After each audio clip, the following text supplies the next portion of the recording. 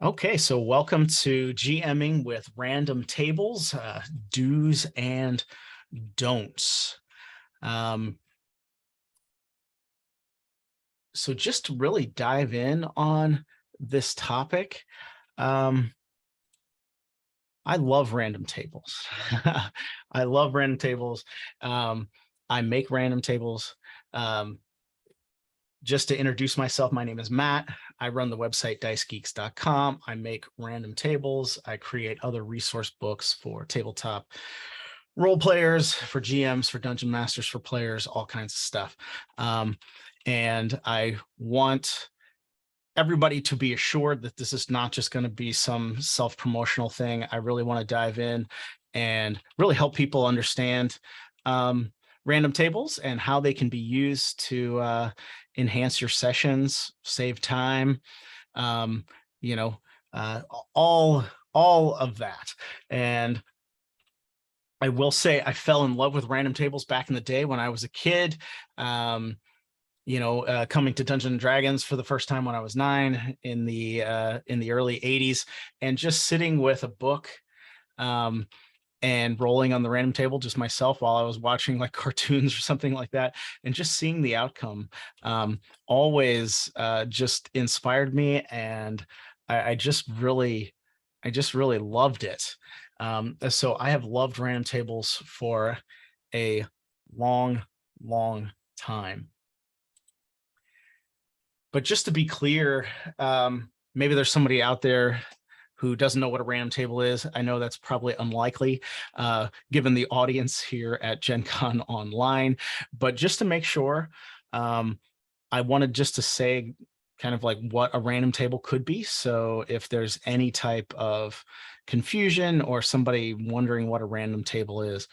So a random table is usually a list of items or rumors or odd jobs or adventures or something along those lines that are usually set out in the denomination of the RPG dice. So 1d4, a d6, a d8, a d10, a d12, a d20, or percentiles, right? So they're usually set up in that way. Some people call them different things. Back in the day, we would have called them charts. Some people call them loot tables, different things like that. So they'll have a little different names, but usually random table usually gets the idea across. So they can be a lot of different things, but usually they are just some supplemental material that goes into either a gaming book or a standalone book to where a person can roll on those and get some kind of random outcome that suits the situation that they are in, during their session, or sometimes people will plan around a random table or something like that. And so that's what a random table is. It is quite simply a list of something, items, something like that, or jobs or rumors, story hooks that somebody can roll on to get a random outcome. Now, random tables are a game master's best friend. This is what I say. This is what I think.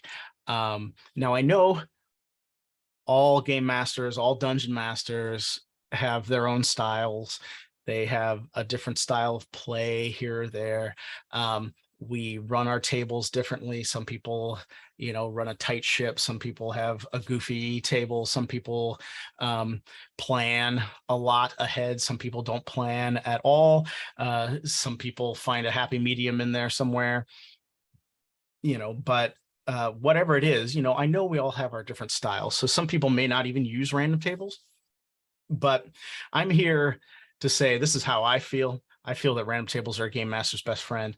I will not run a session if I don't have a handful of random tables next to me, because that's just the way I run games. Because you just never know, right, what your players are going to do, what they're going to say. Having a random list of names, I cannot tell you how many times that has saved me from naming another NPC Bob, right? And just blowing kind of the air of kind of a little bit of realism or seriousness around an adventure because I didn't have a name, because everybody, they always ask for names. The players always ask for names. Even when I say, oh, there's two people milling around in the general store, they're like, what are their names? Like, I don't know. I don't know what their names are. That's why I have a random table of names. I can roll on there, get names, and we're all good. And we keep this idea of, hey, it's a real world. There are real people here and they have real names. And we can kind of keep that up with a random table.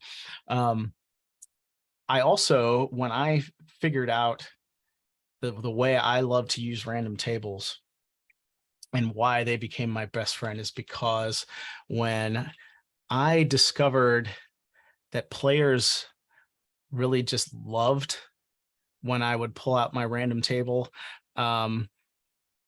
they would get excited. So when my players get excited, I always want to take note of that. And that is always something.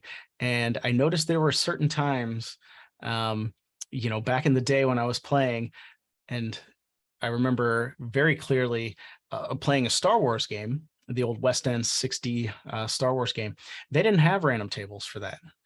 And so I remembered back in the day, I remember the old D&D tables. We were playing some sessions and I was like, man, something's missing. And so I created a random table on my own for that game. And I came to the session and I pulled out that random table right at the right time, and my players loved it. And so I was like, yep, random tables. Random tables, my best friend. They saved me on this one. Now, I think there is a magic in randomness, right? I think there's just absolutely magic in it. When you roll the dice and you come up with, a situation or a result that you just did not expect, I think there's a magic in that. I think it happens when we're running combat, right? I mean, I know it's awesome to get that, that nat 20 and you hit the highs and you get the creature right there. That is an awesome stroke of randomness. But also you know, when you can't hit, when people miss, all of those things just add to the story, increase tension. And so I love the idea of introducing a random table and, just introducing another element of randomness so that the story can take shape and take twists and turns, that something as a game master that I didn't expect, right? Because I like that randomness too, because I don't really like anymore planning out, kind of a whole campaign and knowing where it's going to end. Because that kind of got boring to me, right? I want to be surprised. I want to just discover the story along with my players, maybe a split second before them. And so I can be like, aha, here's what we're going to do. But that just gives me an extra, just an extra spark of enjoyment of the hobby. And I think that is great. And random tables do that all the time, because I don't know what the result's going to be either. And maybe it's going to be something awesome. Maybe it's going to take the campaign in a totally different turn. And that, hey man, maybe that's exactly what this campaign needed to to kind of rejuvenate things and to get things, get some other players involved that were kind of, on the edge or something like that. So I think there is this element of randomness that is great. And we already have dice. We already have dice at the table. We're already relying on randomness for other things. Well, let's just pull out a random table and we're going to introduce another layer of randomness just to see what else can happen and to really experience, part of the game, right? Now, I think another thing that random tables can do is they can eliminate conflict and favoritism. Okay, and this one might not seem too obvious to some people, but there kind of always comes a time, and I remember it, maybe more when I was a teenager and I was immature and my players were immature, and that some will say I'm still immature, I guess, but uh, there comes times when you have a situation at the table and a player will say, a certain player will say, well, why did I get a dead rat and she got 2 gold pieces when we searched the room? And if the game master or the dungeon master made up those items on the fly and just gave them to him, well, there could be an argument there that, the game master, the dungeon master is showing favoritism to one of the players. But if you have a random table and the first player rolled a 67 and that says dead rat, and the second player rolled an 82 and that says 1d4 gold pieces, and the players rolled the dice and all of that, guess what? The player can't say anything because you're just like, the game master can just hold up the table and say, well, 67 says a dead rat. You rolled 67. She rolled an 82. 1d4 gold pieces. She rolled a 1d4. She got a 2. Well, what's the problem? There is no problem, right? I didn't make any of that up as the game master or the dungeon master. I didn't do that. I didn't just hand out gold pieces to somebody and give somebody a dead rat on a whim or anything like that. There's no conflict. There's no favoritism. It's just the dice. You want something else on the table. You wanted to find you wanted to find the gold pieces. Well, you should have rolled different, right? The dice should have rolled different for you, but you didn't. It's just random. It's just like when we're in a fight and you roll and it's like, oh, failed. Oh, critical success. Oh, whatever. There is no favoritism in the dice, right? It's just random, and just deal with it, right? There is no accusation that can be made against a game master. And now, I guess I should say too, like I said, I love random tables. I love all this stuff. I use them a lot. I create them. But sometimes online, on YouTube, I'll go on YouTube and I'll see some videos, or I'll read, or I'll go to a blog, and I'll read an article about about random tables. And there's a lot of misconceptions that surround random tables, right? There's a lot of misconceptions and ideas of how people use them. And usually some of these videos that I'll see that'll be like, random tables are terrible. And sometimes it's a joke and they're actually say they're really good. Or sometimes they'll say, oh, the random tables are terrible. Well, then they'll go to line out, some of the reasons why they're terrible. And it's usually all ways that you shouldn't be using the random tables in the first place, right? And so that's what I want to get into, here in just a bit, is this idea that, random tables, can certainly be used in a poor way, but they can also be used in very good ways.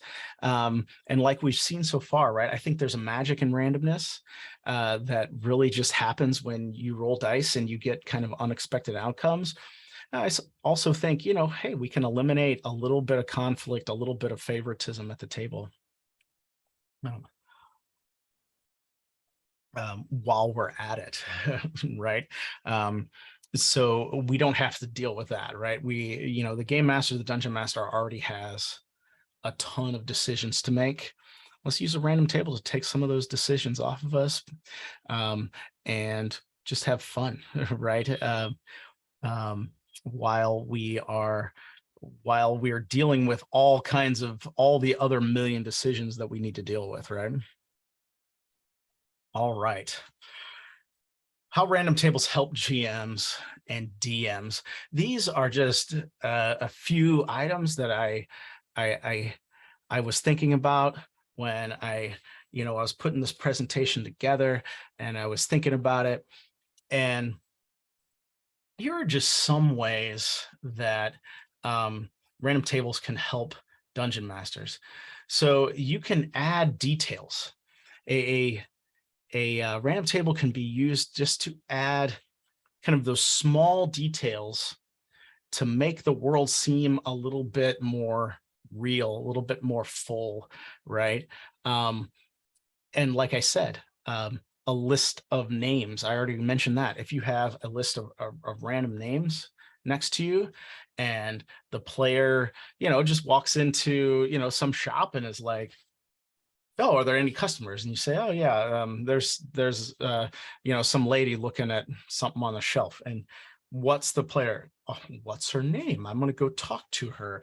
I want to see, is she from this area? And, as a game master, you're thinking, oh my gosh, but let's think about this. Let's have a good attitude about it. Let's make this world seem full and real, right?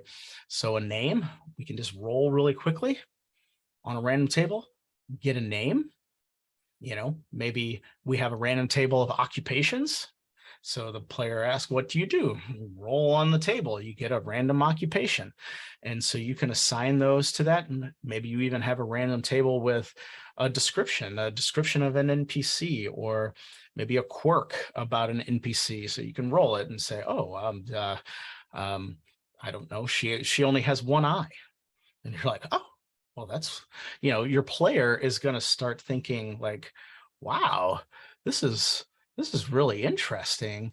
This NPC in the store must be really important to the story or something. You have all these ideas, you have all this stuff about it, and you're like, no, I just rolled really quickly on a random table that I had sitting back here, and there, I got some of those details. Or you can have the player roll as well. You can just tell the player, oh, you want to know this person's name? Okay, roll percentiles and then read off the name. So you can do that as well if you don't want to roll.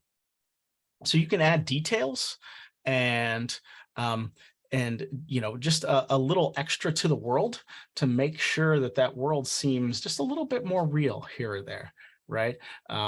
We're always kind of fighting the tension between realism and all that, and plausibility and all of that. But, why hurt your players when, they walk into some room and they say, well, I want to talk to somebody, what's their name? And you're like, well, I don't have one. I don't have a name. What do they do for a living? I don't know. I don't know what they do. Oh, well, I talked to this, I mean, we're in a party, or maybe it's even a social situation. You're like, oh, well, there's a ballroom full of people. Well, I need to talk to people to figure out something. And they're like, oh, well, I go over to this person, and the game master or the dungeon master is just like, yeah, I don't know. I don't know what their name is. I don't know what they do. I don't know what they look like. And if you don't have time to come up with some of that stuff, and that's going to be a tip here later, the random table can help you, right? Add layers of complexity. So maybe you have ideas about your story, and you have something, like a certain situations that you're going to put your players in.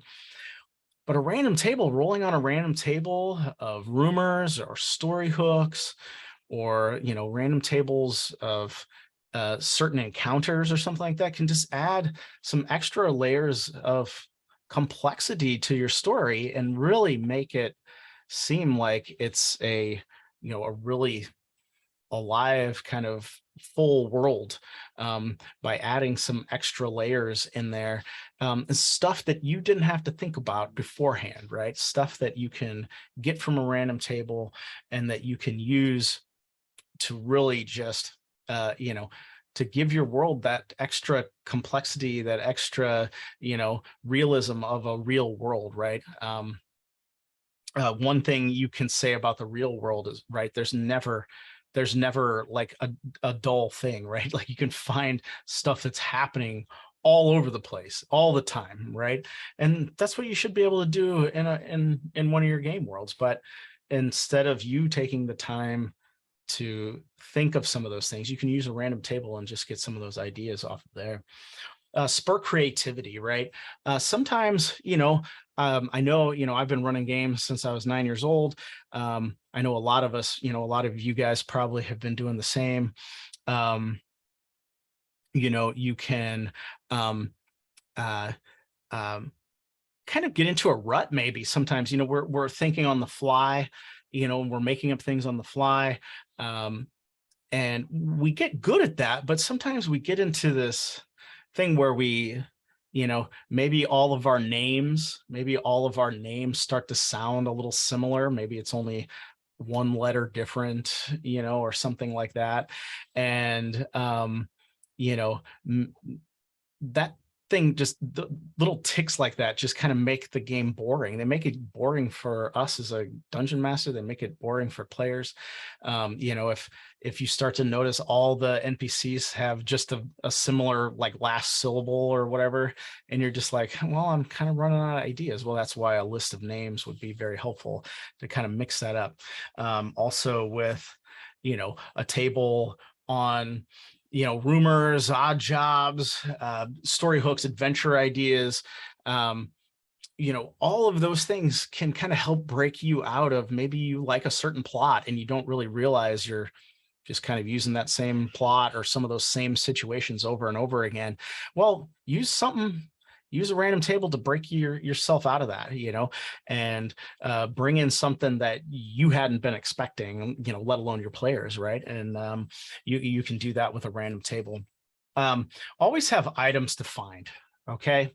Now, this is a big one, right? This is what, like, I don't know, when I'm a player, and, it's unsatisfying when you're the DM as well.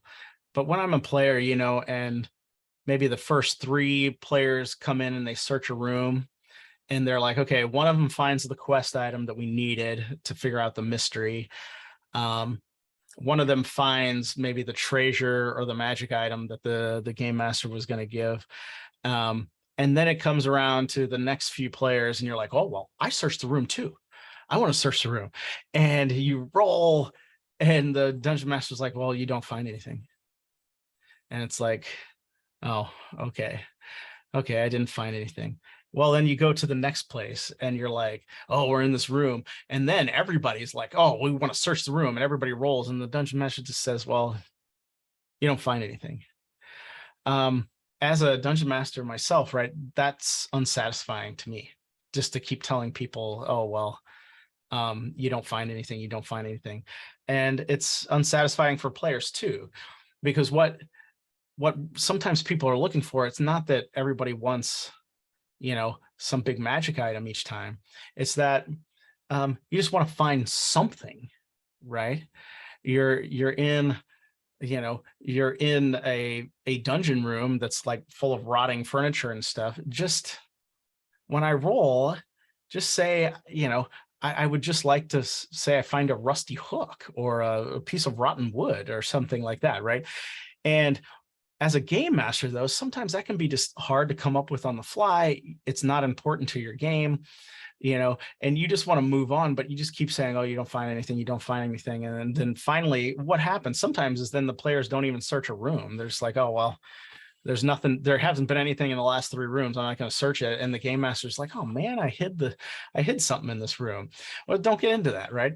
Just give them, let them find something. So use a random table of like mundane items to let them find something. Let them find almost any little silly thing that the player can just be like, oh yeah, I found that in that one dungeon room, and that's cool.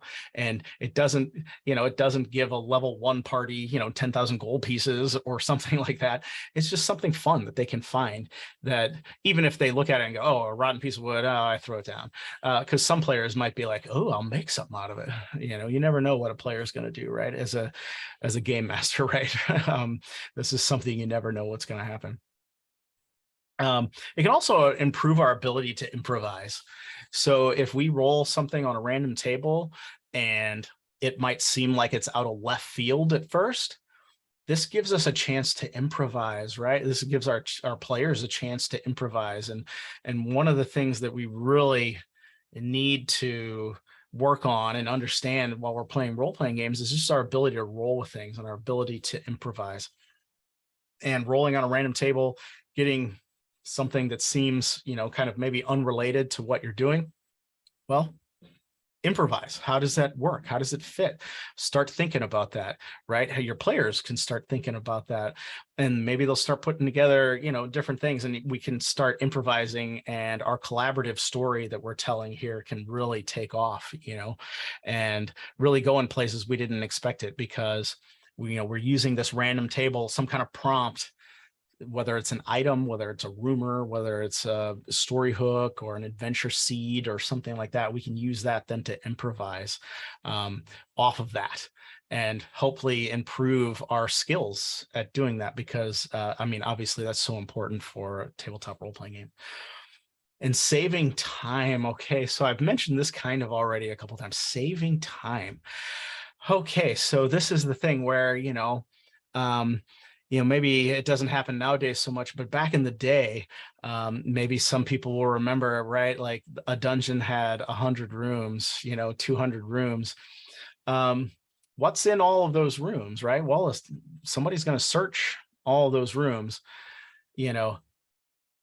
There are some dungeon masters who will populate those rooms with all kinds of things. I have been that dungeon master. I have populated, 50, 60, even 100 rooms. I have put things in every single one of those rooms. And then guess what happens? The players don't go there, right? They don't even end up in that room, or they go somewhere else, or they're like, actually, we're in a hurry. We're not going to search this room. Let's move on. And it's just like, oh man, I spent an extra couple hours this week putting stuff in the rooms. That was all wasted time. And now, that I'm older, I have family, wife and kids and all that stuff. Like, I don't have time. I get my D&D night on Tuesday nights. I get my 3 hours to role play, with my gaming group or whatever. But like, I don't have another 3 hours, on Monday night to fill a room with stuff, right? That my players might not even see, right? So I'm going to use the random tables to fill out the details and to fill in those rooms while we're playing and not beforehand, because I don't need to know them beforehand, right? I need to know them only when a player says, oh, that little room, I'm going to search that. And you're like, oh, okay, cool. I'll use a random table to give them something. But I'm glad I didn't spend 20 minutes the night before trying to think of something to put in that room, because maybe the players dismissed it and maybe they went somewhere else. So random tables can save us time in prep. They can save the dungeon master, the game master time in prep, because we don't have to fill rooms with stuff before our players get into them, because that's one of the worst things, right? Like, you fill a room with stuff and they never go there, and then you're always into the conundrum of, well, do I take that same stuff and put it in a different room, or do I? And we kind of get wrapped up in some of that stuff, or and hopefully we're not getting bitter, like, why didn't they search the room? They always search the room. Hopefully we're not doing that stuff. But like, this just eliminates all that. Just use the random table when the situation arises and go. And you don't have to, and I know it's session time, and I know session time can be precious. You don't have to waste time with pulling out stuff and everything. Like, you do it quickly. You should have your random tables nearby. Do it quickly, have a player roll something like that, and move on quickly. You don't have to waste a lot of time trying to do all this stuff. You can do it really quickly and save session time for really important stuff, but also save your precious time the week prior to the gaming session, so you don't have to spend tons of time thinking about what's in rooms players may not even enter because something more pressing maybe has happened in the narrative. Okay. All right, here are some do's, and I apologize, I have to take a drink. All right, so here are some of the do's. So this is, if you're working with random tables, here's some of the things you want to do. Things that work well. Non-combat encounters work really well with random tables. Okay, so if you have a random table of non-combat encounters, this works really well to add complexity to your games. Say your players are walking through the city of Waterdeep, and you have a table of urban non-combat encounters. You can roll on that table to give complexity to the situation, right? You roll on the table 15. A street urchin child tries to steal something from one of the players, or one of the characters. Okay, complexity that might happen in a big city like that. Roll 47. A man is unconscious in an alleyway. Oh, what happened? Is it somebody who got drunk, or was it somebody who was waylaid? Or do they need help? In either situation, do they need help? The party might decide, oh, we should check on that person, make sure they're okay. Whether they got drunk and did it to themselves, or whether somebody waylaid them and robbed them. That gives a layer of complexity to your setting and to your game that you don't have to think of beforehand, right? Because it may just be a minor encounter that they can deal with and move on and go, continue working on the plot. But I think you'll find a lot of players will be like, man, that really felt like we were in a big city. A lot of stuff was happening. Somebody tried to steal from us, somebody this, we found, a person and helped them, or, we found a stray cat and we took care of the cat, or whatever it is, and the same thing can be done with, forest or wilderness encounters, or encounters along the road as well. You can use non-combat encounters, a random table of those to roll, and they experience something in a forest that, is just a side light, a little complexity added to, it's just a little magic, right? It's just a little sprinkle on top while they continue on to find their main goal that they were traveling in the forest to begin with. So the next one, mundane items and rooms, random tables work great for this. A candle, a hook, a piece of bread, a cooking pot, an apple, just mundane, a blanket, a bucket, a broom, all of these, random tables work great for mundane items like that, because this is where, when somebody says, oh, I searched the cabin, and you roll and you say, oh, you find a broom. Well, that makes perfect sense, right? That just makes perfect sense. And you didn't have to think of it before. And, it just works. So random tables are great for mundane items. They're also great for rumors and story hooks, right? Your players, all the characters go into an inn, and they're in an inn, and they're like, oh, well, we just had this big thing, and now we arrived at the inn, and we're going to buy food and stuff. And somebody might say, oh, well, while we're sitting at the table, can I ask the innkeeper or the barmaid, can I ask them about some rumors? What's going on in town? What is happening here in this town? And you, as a game master or dungeon master, might be thinking, I have no idea what's going on in this town. I just made up this town, or I have one thing I need you to do in this town, and move to something that I really want you to do. Well, if you have a random table of rumors or story hooks, you can roll on that, or have the players roll, and you can really add complexity to the area. You say, oh, some buildings burned down recently. Somebody suspects arson. Goblin tracks were found outside the wall. All of this stuff, right? You add rumors, all of these things, right? Adds complexity. It makes the world seem, bigger to your players, right? It makes just the world seem bigger. And you didn't have to spend time thinking of it. Now, the players might want to follow up on stuff, but that's okay. This is where you're going to improvise. This is where you're going to learn how to improvise. Hey, improvise. That's what we need to do anyway. Have the players roll. I think it is important a lot of times to have the players roll. Like I said before, you can eliminate conflict or favoritism this way, especially if they're searching. If they're searching, have them roll. Because then they can't it's right? If somebody wants to be a crybaby or something, that they keep finding the dead rat, well, you're rolling. You rolled. You could have found an iron ring that has a big M. engraved in it, or a dead rat, and that's just the way you're rolling. Rumors and odd jobs kind of things, you could roll, the dungeon master could roll, but having the player roll is fun, and it engages them. If they're wanting to do kind of a session where they're sitting in an inn and talking to people and role playing, well, hey, have them roll on the rumors list, and it's like them talking to whoever's in the inn, and getting those rumors and all of that.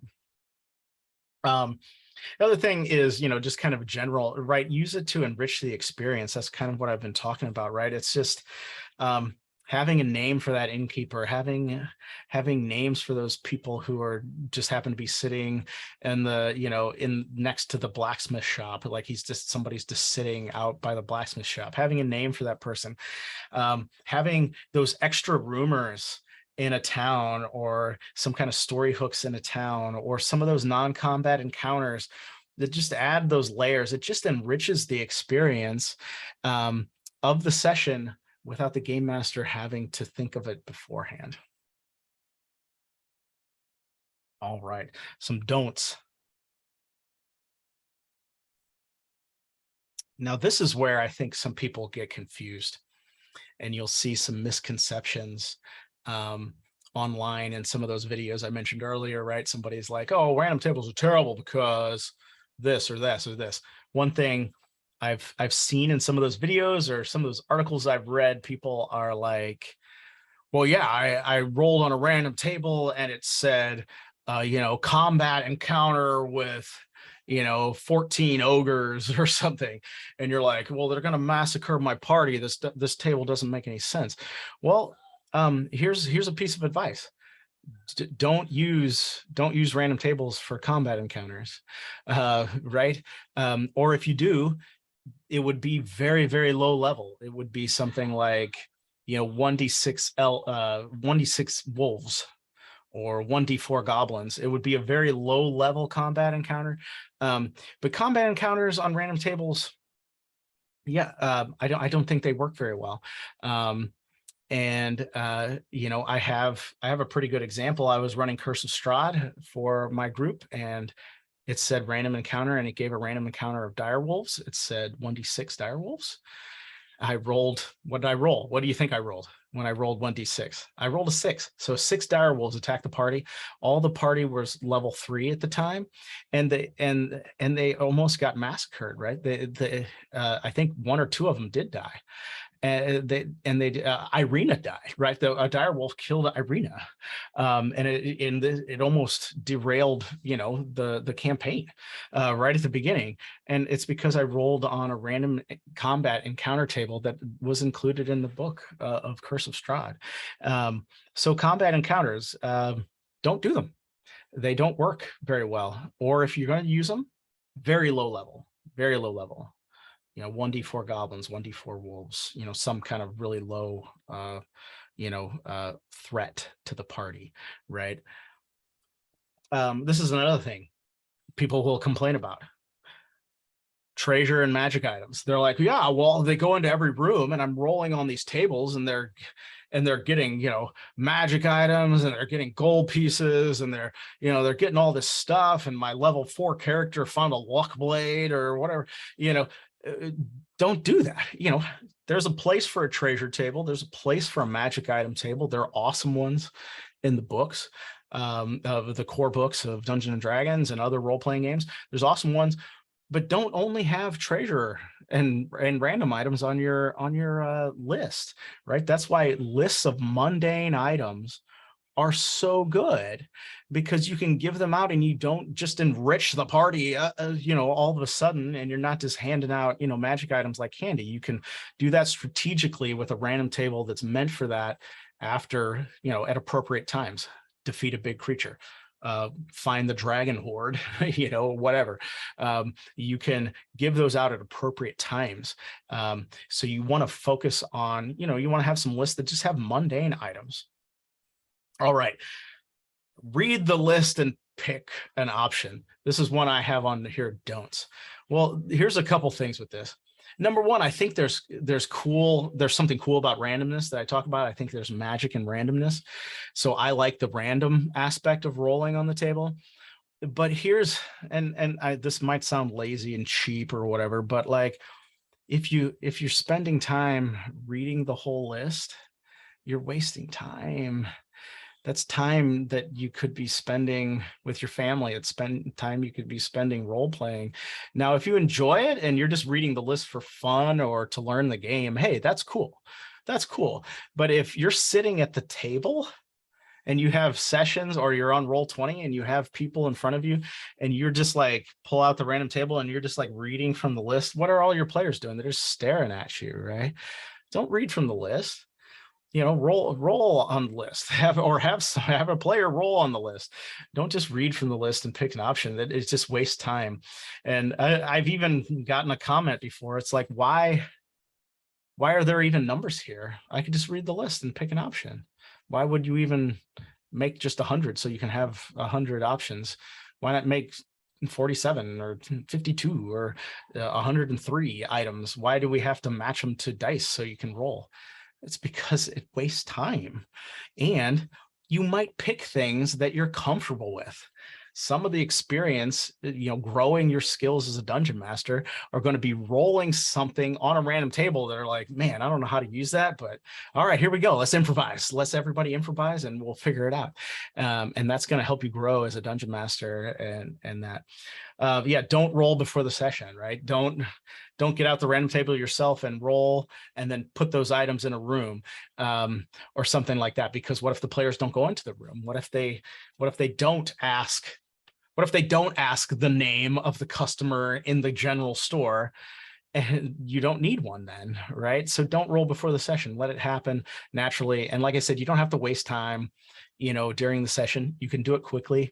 You can figure it out, quickly and try to get in there and do it quickly. Allow your players to roll fast, and you have the table kind of at hand, so you can just look at it pretty quickly. But if you do all this stuff before the session, you're gonna find yourself in a position where you've created tons of stuff your players don't see.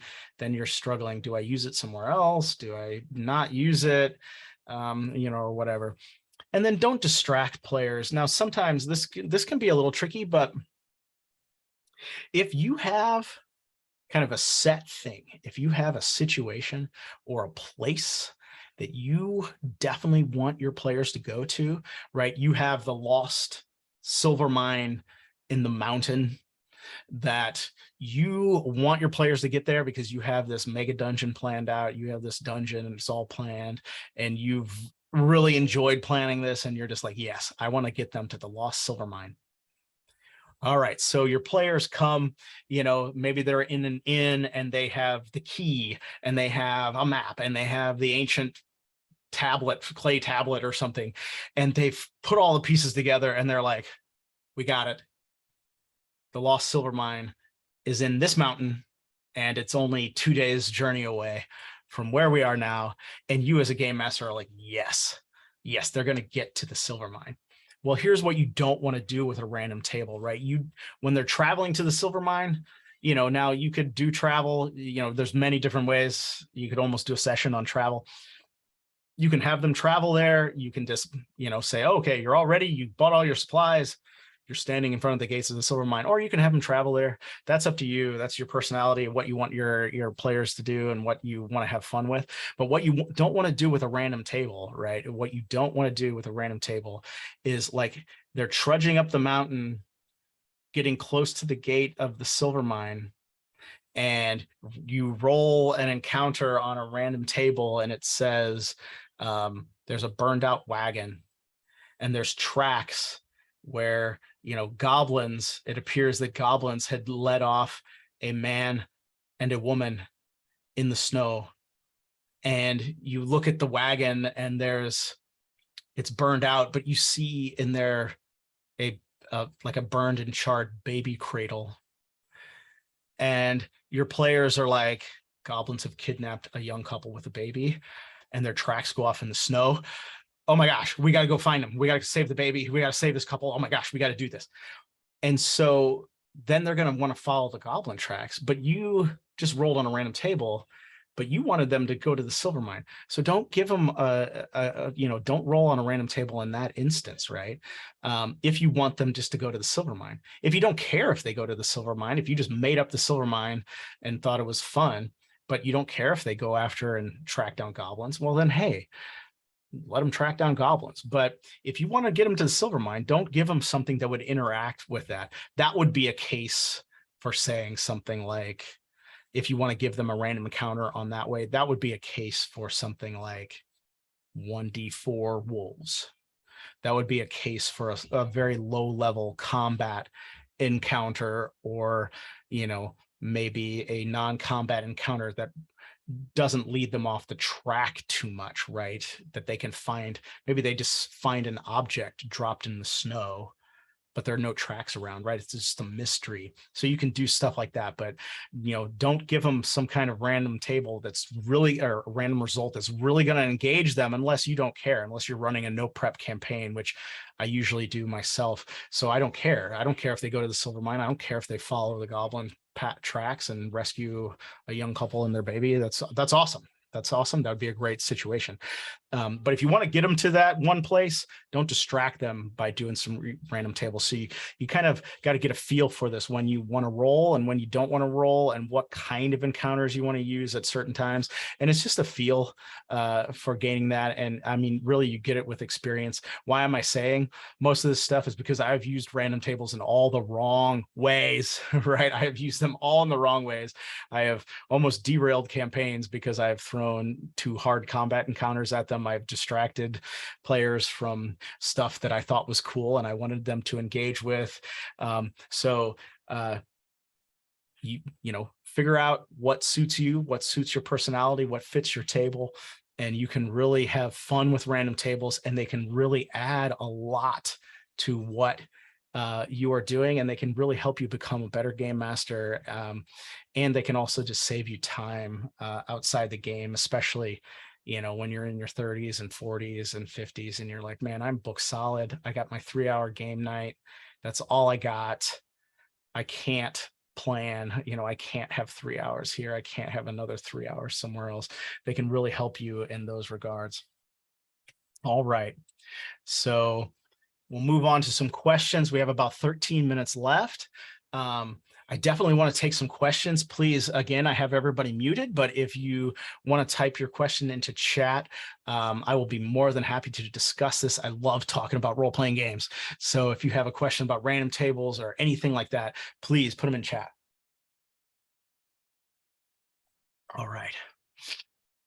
So the first person says, for NPC or for PC and NPC complexity, I use custom random decks or tables for emotional impetuses and personality spectra. Yeah.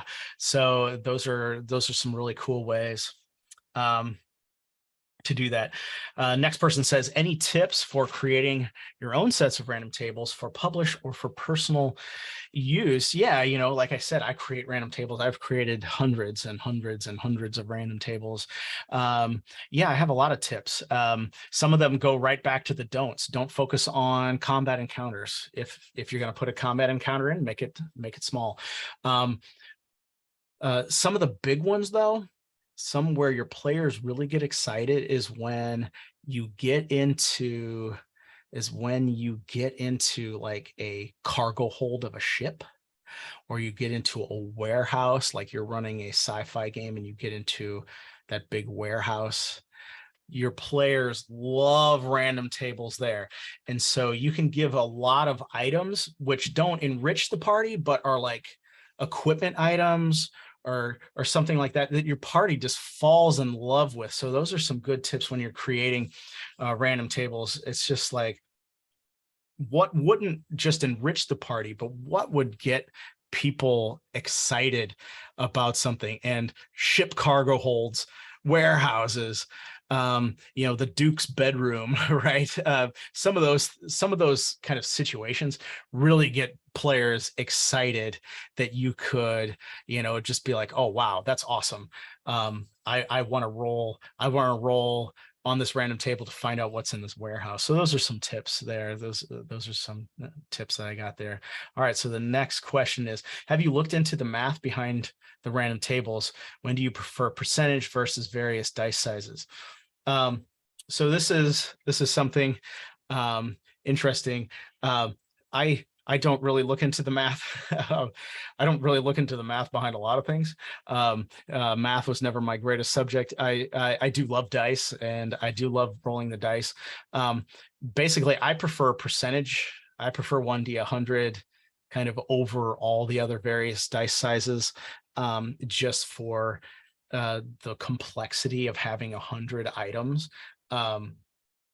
Because it and I know there are some formulas. I mean, I'm being a little facetious. I know there are some formulas, and there are certain times when, if you roll on a 1D 100, or 100 list, that they'll start repeating after a certain amount of time. So, but the 100 gives you, I like it because it gives you a lot of variety, and it takes you a long time before you get repeats.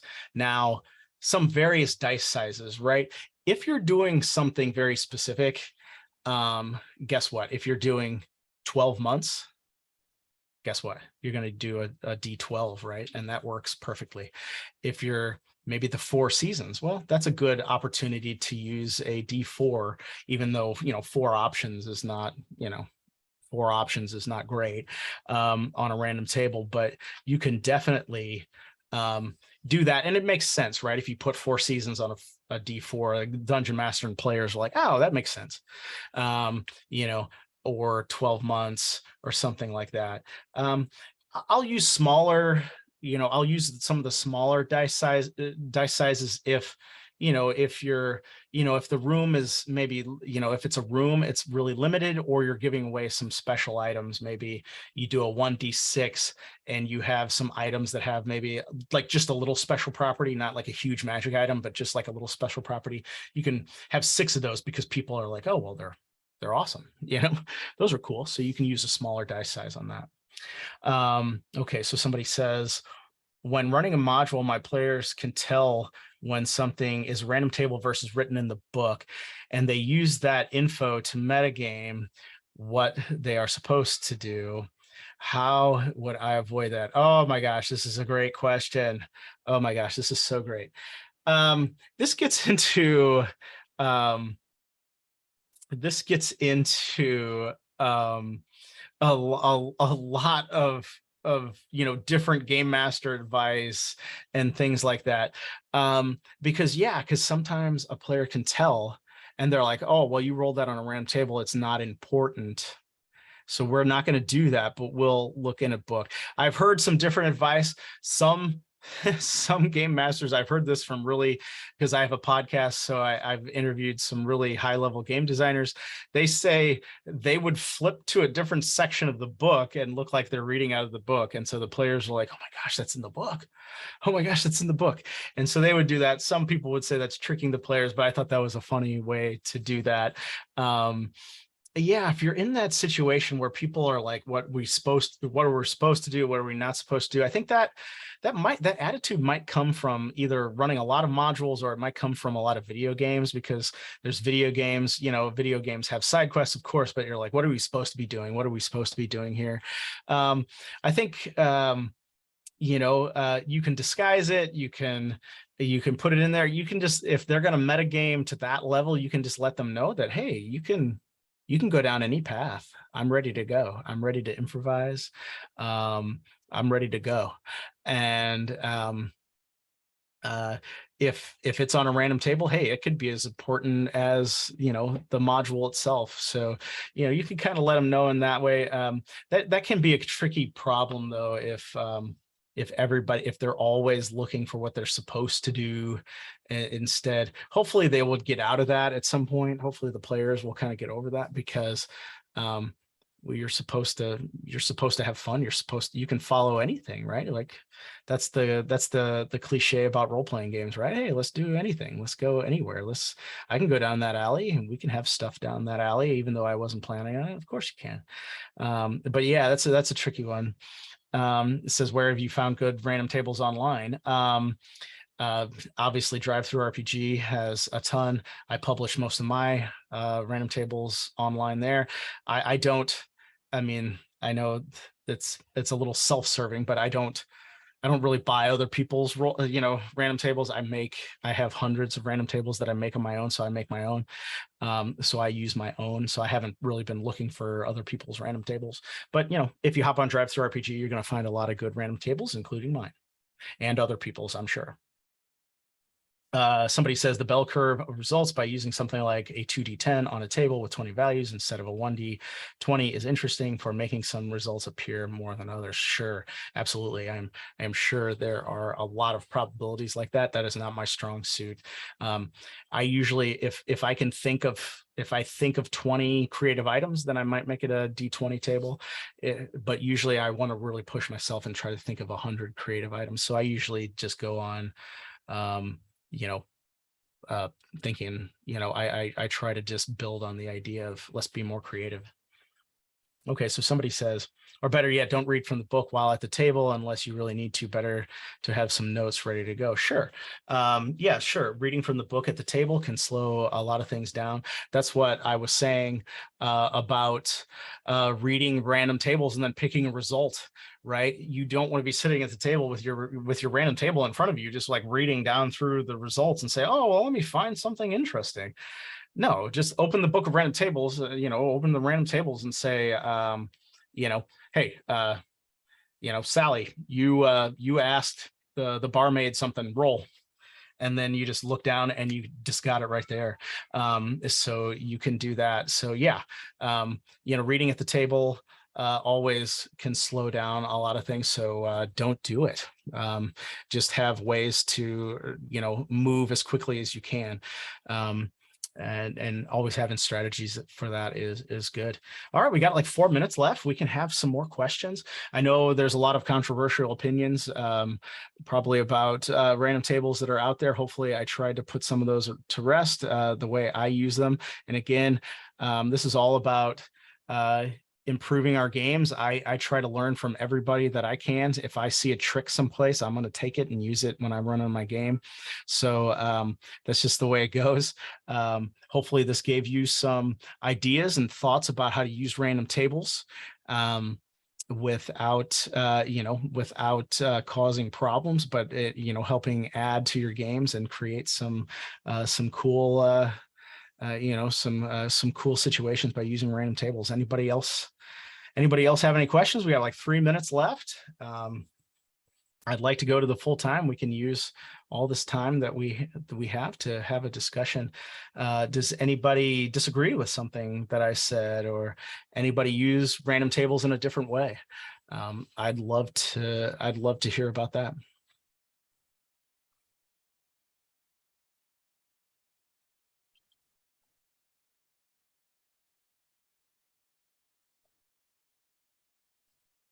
All right, we got about 2 minutes left. Any other questions before we head out? Or if you don't have a question, was anything that I said really useful?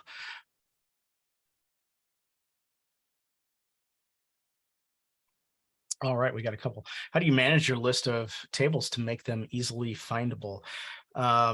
Yeah, that can be a trick. That can be a little trick too, especially when you start getting a lot of random tables. Mostly, I mean, this doesn't really apply to a lot of people, but mostly I know where they are because I create my own random tables, so I have them in books, or I have the file of the individual table. This won't apply to you, like if you buy one of my print books or you buy somebody else's, but I have all the files on my computer, so I know, and I'm usually now running games on Roll20 since the pandemic and everything happened. I can type in, I know I have a table for something. I can just, on my computer, just hit the search and the document comes up really quick and I got it. Or sometimes before the session, if I know I'm doing something, I'll pull up several random tables, or I'll get my big book right next to me and I just have the index open so I know I can find it really quickly.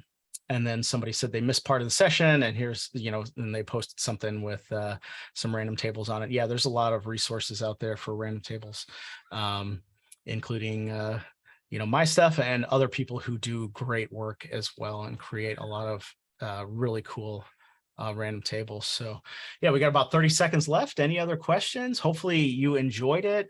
Hopefully you found something useful in the seminar here. And I hope I tried to really do a good job to make sure this was helpful for everybody. So yeah, I really hope you found it useful, and we are about at time. So thank you so much for joining me today. As I said, I hope some of this information was helpful and you can take it and use it in your games to make your games better and more fun and more enjoyable. Okay, well, somebody said, can you give us the link to your YouTube channel? Yes, I can. I mean, it's just Dice Geeks, all one word, Dice, and then Geeks, lowercase. But later on this evening, I will be uploading this seminar to YouTube, and I will post the link in the messages on the Gen Con forum for the seminar there. So you'll have the link in there. Hopefully later this evening, so you can check out this seminar and my others that I have already given. So thank you so much for asking that. So yes, later on, check the messages for the seminar on Gen Con online, and you will find a link to my YouTube channel and this video and my other seminars. So thank you so much. Have a great rest of your day, and I hope you are enjoying Gen Con, and I have one more seminar later today. Hopefully, maybe I'll see some of you there. All right. Thank you so much.